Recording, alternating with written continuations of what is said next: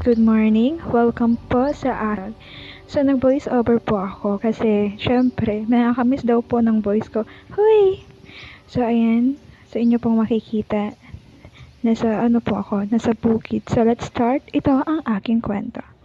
So, ayan nga guys, gusto ko po sa inyong i-share na ang pangunguha ko po ng kahoy ay hindi paraan para meron po akong ma-vlog dito kay Meta. So, matagal-tagal ko na din po siyang ginagawa. Almost year.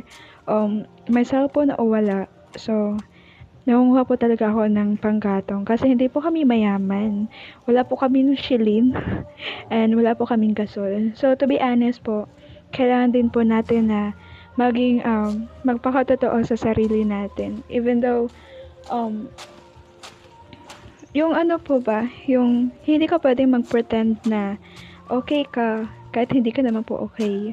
So, maybe nagpre-pretend po tayo sa iba, sa mga kaharap natin. We're just pretending na okay po tayo.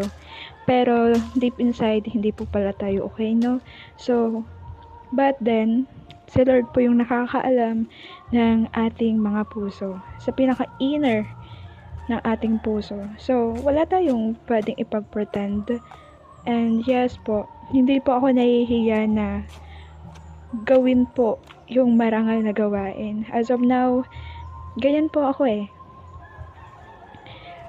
Ginagawa ko po siya. So, yan po yung nasa notes ko na gusto kong balikan yung mga nakaraan. Yung mga nakaraan na ginagawa ko before. And as of now po kasi busy sa ministry. Natawa ko dun, ministry.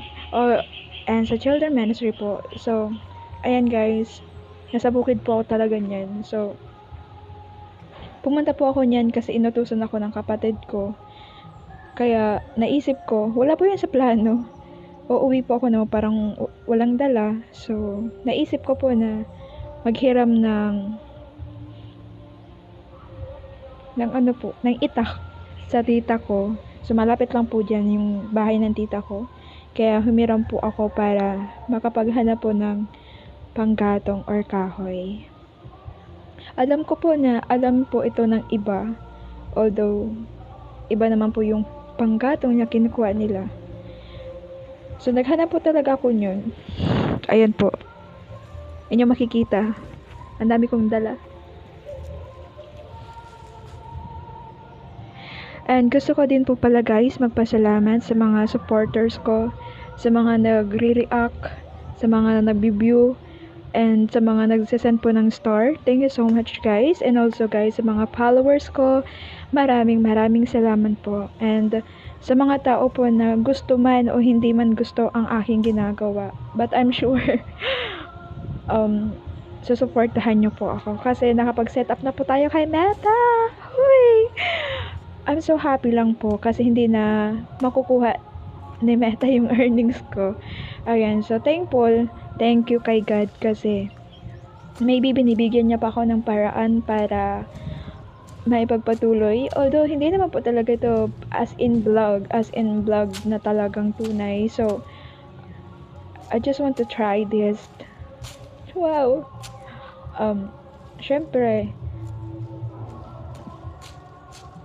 may mga bagay na dapat din na maipakita. Siguro,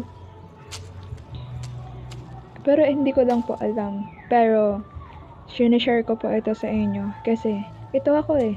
Ito yung buhay ko. Ito yung buhay namin. Magiging honest lang po talaga ako. Kasi, hindi naman po talaga ako mayaman para mag-pretend na I am rich. But, syempre, sa physical and in literal, hindi tayo mayaman. But, in the kingdom of God, ayan, so meron tayong Lord na mayaman sa lahat. Kaya nga po sinasabi na meron tayong Diyos na pinagkukunan ng source of income. So although si Lord din gumagawa po ng paraan para meron siyang gamitin ng mga tao, and yung tao na yon na convict ni Lord sa puso niya na bukas palad din pong tumulong sa amin o sa atin. So, yan nga guys. So, nagiging seryoso po ako that time. So, tigrab ko na po yung opportunity. So, yun nga guys. Patapos na po ako niyan ha. And syempre guys, kailangan po ng peaceful mind and freedom. Ayan guys, so nagpapasalamat po ako sa lahat-lahat and sa pagsubaybay ng aking vlog. So dito na po ako magtatapos.